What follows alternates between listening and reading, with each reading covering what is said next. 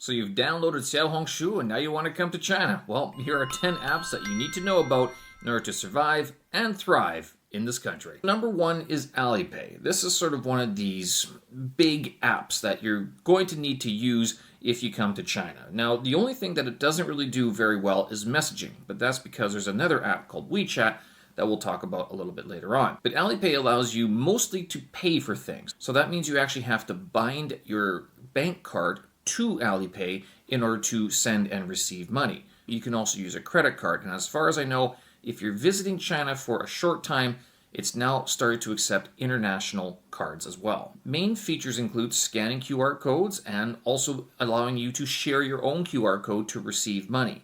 It can also act as a transportation card, that is for the subway or for the bus, but generally for that you will also need another card or another account using Yitongka. And finally, you can transfer money through Alipay without QR codes, that is you can use the messaging feature and transfer or send red pockets as well. Hongbao is what they're called. Alipay is also useful for takeout, that is YMI, and also for paying for city services such as hydro or electricity. Not only that, having an Alipay account allows you to log into other apps as well, such as Taobao or possibly even Jingdong. If you had a Chinese ID card or a permanent residence card, you can also use the fortune function in Alipay. That is, you can earn interest on the money that's in your balance. But I'm not sure if that's allowed for all foreigners or just people with permanent residence cards or only Chinese nationals. One app that Alipay lets you use is HelloBike, which is Alipay's major bike sharing platform. These are the blue bikes that you see scattered on the cities throughout China, and it is a national subscription. So if you purchase a subscription in Beijing, you can use it in Chongqing, Chengdu, or even down in Guangzhou. These are very useful and very affordable way of moving around. Number two is WeChat. Now, for reasons of privacy, I can't really show you much of my WeChat account, but I can tell you that WeChat is the account that everybody in China has. If not Alipay, then for sure WeChat.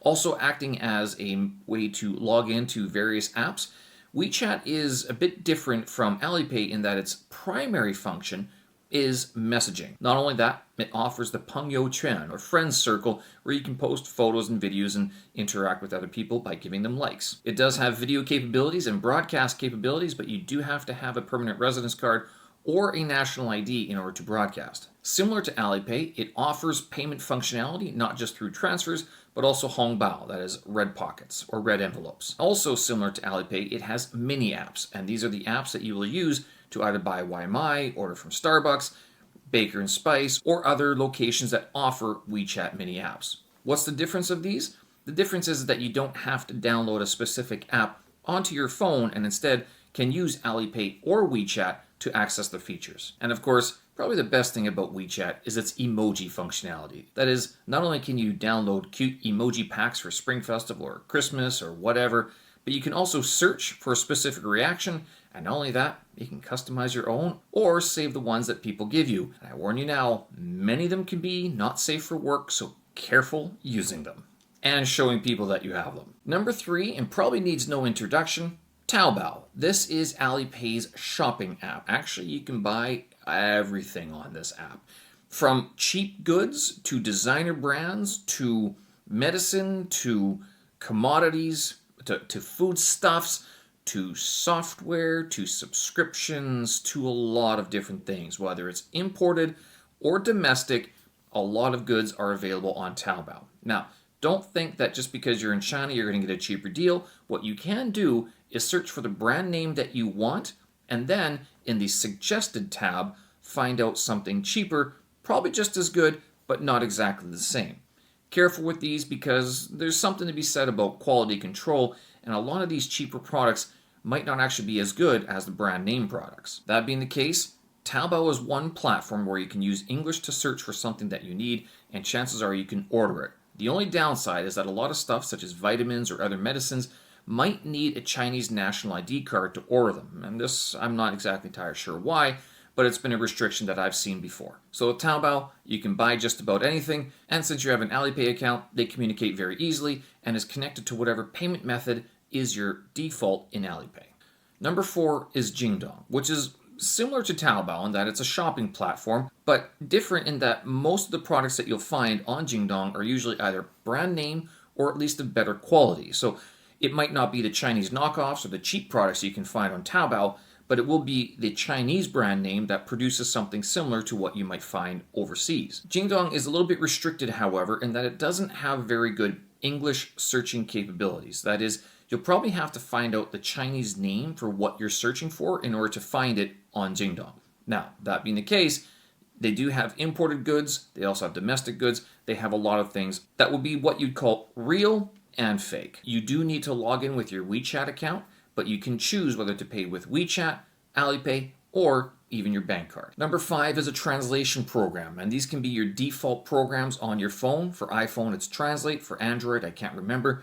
You can download Google Translate, but it might not always work because the company shut down its Chinese website a few years back. That is translate.google.cn. It might actually go to the Hong Kong version. That being said, a translation program is indispensable living here in China, not just for entering in text, but also taking pictures, speaking, and even writing in as well. However, there is a better app for writing in characters, which we'll talk about next. Number 6 is Pleco. This is the default and go-to electronic dictionary for anyone either living in China or learning Mandarin Chinese, or learning Chinese in general. This app allows you to write in either simplified or traditional characters, whether it's Mandarin, Cantonese, or even a dialect, though it might be hit or miss with some of the dialects. It's multifunctional. Not only does it allow you to type in characters using pinyin, you can also draw in characters using its draw function. This is very helpful and contrasts with some other programs where you might have limited time to write in the character. If you want to practice your pronunciation, you can also use the voice feature and then see whether or not you're actually saying those tones correctly. Number 7 is your bank app, and this will depend on where you open your account, but it is indispensable to have this ability to access your bank account details while on your phone. Now, due to reasons of security, we can't actually show you a screen recording of what the bank apps have, and a lot of them are typically only in Chinese. Some of them do have English capabilities, but not all of them. Not only that, if they do have English, they might not offer all the same services. This is something to be aware of because people might talk about using a certain feature, that is your Chinese colleagues, but you as a foreigner cannot access that when you're using the app. Not only that, wire transfers still need to be done at the bank or using a program such as SkyRemit, which you can access through WeChat. Bank apps are good, not only so you can check your balance, but you can also send transfers to your landlord, for example, Mianfei, that is without a charge, without a fee. And not only that, you can buy and sell gold if that's your thing. Kind of neat. Number 8, Ge Ren Suo De Shui, that is the tax app. This will only become important one time a year, and most companies, I'm not sure about the schools, will tell you that you not only should register for this app, but that you should submit your tax info by the end of June 30th. That is the tax deadline for mainland China. This app is pretty much all in Chinese, so you'll need to find someone to help you navigate through the gauntlet of questions. Now, compared to other income tax forms around the world, hello Canada, hello United States, this one is very simple. And typically you only receive a tax refund for certain things. For example, your housing rent. Now that doesn't mean you're going to get it all back, but you might get a piece of it back during the summer months, which is a decent amount of money. Again, all in Chinese, but you will be able to claim some of your housing rent and get that back during the summer months.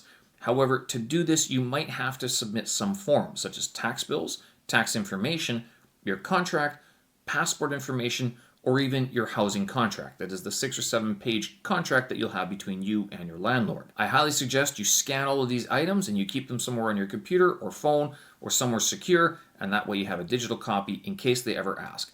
They might not ask, but sometimes they do. Number 9, and only important if you want to access Western apps, but if you want to go full on native and immerse yourself in the Chinese culture, then you can skip this one, and that's Astral.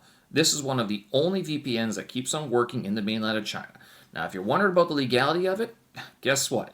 Having a VPN is kind of illegal in the mainland. That doesn't mean that they don't exist for 2 reasons. Number 1, big companies use them. Number 2, Hong Kong is part of China. And all that is to say is that if you access a server based in Hong Kong, then you can then access the rest of the Western apps that you might want to use or the websites. Astral does cost about $200 per year, but is indispensable if you want to keep in contact with friends who use Facebook or Instagram or other means of communication, or even upload some of your vlogs to YouTube.